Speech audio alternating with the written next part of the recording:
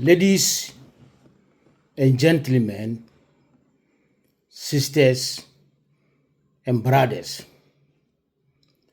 my theme or my subject of today is: Are African people cursed, naive, gullible, or humane?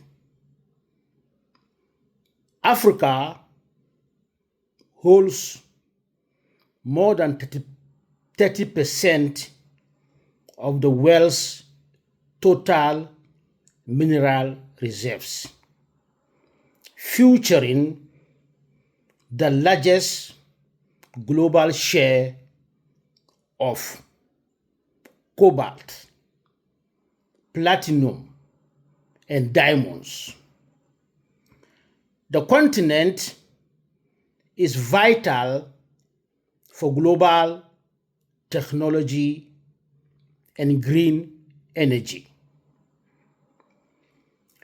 Global share of key minerals. Cobalt. Africa holds roughly 70% of global reserves of cobalt, mostly in the Democratic Republic of the Congo. Cobalt is primarily used in rechargeable batteries, high-strength superalloys, and industrial catalysts. Over half of the global supplies goes into energy storage and electronics, while the rest support aerospace, medical, and manufacturing fields. And Congo holds 70% of world reserve of cobalt. Platinum and chromium. Africa holds 90% of the world's supply, mainly in South Africa. Chromium is a hard, shiny metal used to make stainless steel and protective chrome plating. Platinum is a rare, precious metal used primarily for catalysts, converters, chemical catalysts, jewelry, and green energy hydrogen fuels. South Africa holds 90% of the world reserves. Gold. Africa accounts for over 50% of the world's total gold reserves. Manganese. Africa holds 85% of global reserves. Manganese is a vital chemical element used primarily to make steel tougher and stronger. It removes impurities during metal processing, goes into modern electric vehicles and phones, batteries, and serve as an essential trace nutrient for human health and plant growth. Africa holds 85% of the world's reserve. Diamond. Africa produces more than half of the world's natural diamonds. Apart from mineral resources, Africa holds roughly 70% of the world's remaining uncultivated arable or arable land. Arable means land that is good for farming. And Africa holds 70% of the world remaining reserves. Sudan holds the largest total agricultural land area on the continent at over 112 million acres.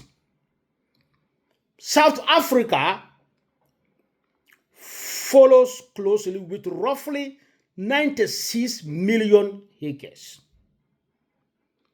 Nigeria leads specifically in cultivated arable land acreage, boasting over 36 million acres of highly fertile soil. Other major nations, Niger, the Democratic Republic of Congo, Chad, Angola, also hold massive regional shares of arable land. And the arable land of Democratic Republic of Congo can feed 2 billion people. In this case, it can feed the whole Africa. Only Congo can feed the whole Africa. And the remaining ones will feed the whole Arab Gulf. Because the world population is 8.3 billion. And Africa's population is 1.5 billion. Africa comprises 19% of the world population. Africa has 1/3 of the world mineral resources reserve and has more than 2/3 of the world fertile land for agriculture in the whole world. With all these mineral resources and arable land, Africa should be on the top of the world by means of supplying food to the whole world and helping the world with mineral resources to build their economies, factories, and industrialize it. But unfortunately, the reverse is the case. That is why I'm asking whether Africa is scarce. In 1883, King Leopold of Belgium wrote to Belgium colonial missionaries to prioritize economic exploitation, enforce local submission, and suppress native wealth. The following are key elements of his order: economic priority. He said the missionaries should focus on protecting Belgian commercial interests rather than teaching traditional religious doctrine. Because according to him, Africa knew God already, and they are spiritual and moral people. He said the missionaries should tell the African that their religion is a pagan religion, and culturally wise, they are uncivilized. Those who brought Islam were of the view that Black Africa does not need Islam because they are doing exactly what Islam decrees. Except the paganism and their women left their breasts uncovered. Behavior control. King Leopold of Belgium instructed the clergy to use religious teaching such as obedience to authority. That is why every black man is afraid of even a white baby and regard them as their God. According to some of the black people, if you are going to church and you come across a white man, you should go back home because you have seen a God. Muslims in Africa have different version. Muslims in Africa leave the interpretation of the Quran to white Arabs. Whatever white Arabs tell them, they follow it. Even if a white Arab tell black Africa to kill his parents and wipe out his entire village, the black man will do it without questioning. Because black Africa sees a white Arab as representative of God on earth. That is why a white Arab, even if he is a drunkard and knows nothing about Islam, is given chance in Africa to lead prayers. King Leopold of Belgium also instructed the clergy to preach about the difficulty of the rich man entering heaven or paradise. This is to prevent local uprising or desire for independence, so that black people will not think for themselves. They will be passive, lethargic, and not active. That is why black people are busy working hard for white people and remaining poor because of going to heaven or entering paradise.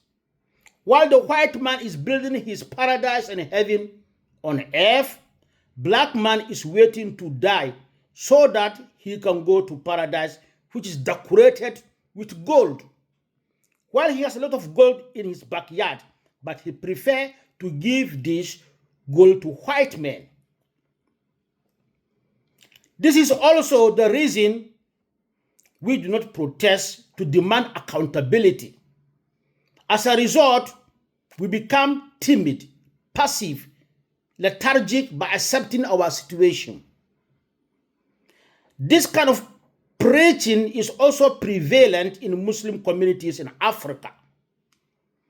While the white Arabs are building their paradise and heaven on earth, black man is waiting to die so that he can go to paradise. The irony is that the blacks, imams and sheikh use death to threaten their followers. In their prayers, I have never heard imam or sheikh praying the following: God, let us die as soon as possible so that we can go to paradise or heaven. Because the imams and sheikh are also not sure of paradise and heaven. That's why they don't pray to God to die as soon as possible so that they can go to paradise and heaven. Targeting the youth.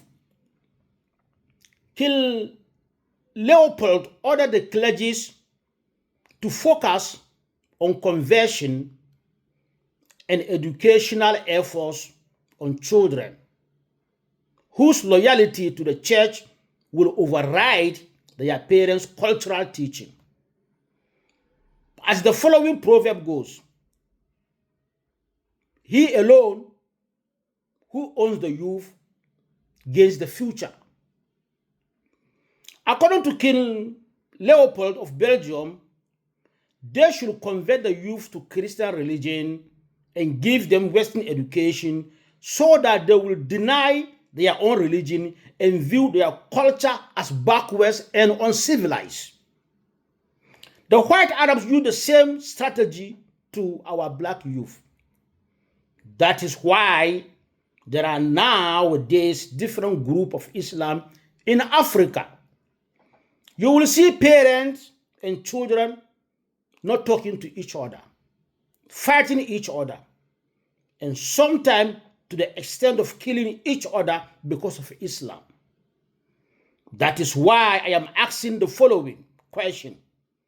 Are we naive or gullible? Because who owns you controls you. And he who pays decides what you should do. No black country in this world bring foreigners outside Africa into Africa as slaves.